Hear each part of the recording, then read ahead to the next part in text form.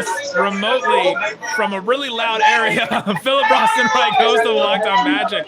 What's the feeling in Orlando right now? It is complete jubilation here. I'm actually at the official Orlando Magic watch party. I'm being shouted out by people here.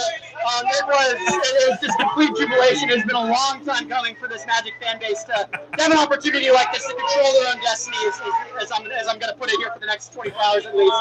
It is a wild night here in Orlando, and hopefully the party's just getting started in June here. What's the scene look like there? What's the party looking like? It was loud. It's as loud as I've heard Magic fans in a very, very long time. Playoff level intensity. We've been through this several times. But every pick that came up was just a huge cheer, maybe some sighs of relief too. But it's I don't think the Magic fan base has picked who they want yet. They're just soaking it in that they have the number one pick. Who's your selection right now? Is it a guaranteed that somebody will go number one for you guys? I'm sorry?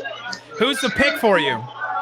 I've been saying Paolo Banchero. I think that the Magic need someone that they can just get the ball to and score, someone that they can kind of orbit their offense around. You look at this team, they haven't had 20-point scorers since Dwight Howard left, except for Nikola Vucevic, I think, for 1 or 2 seasons.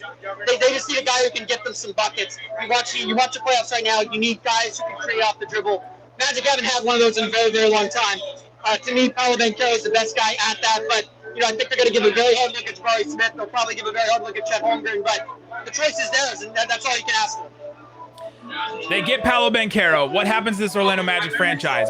Is their core set, or are you back here next year? I don't think they'll be back here at the top of the order. I think if they get Paolo Banchero, and just with the normal growth you would expect from a young team, you'd expect them to take a step up. I don't know if they'll be play-in tournament good. It kind of depends on how quickly Jonathan Isaac can get back from injury. That depends on how much of a lead Markelle Fultz takes, where Franz Wagner is, where Jalen Suggs is. They're one of the few teams with cap room this offseason. So they could take a sizable leap to jump into the play-in tournament. But I suspect Magic will be back in the lottery, kind of on the outside, hopefully with like 30 or so wins. So we're not, we're hoping for some luck, not counting on it.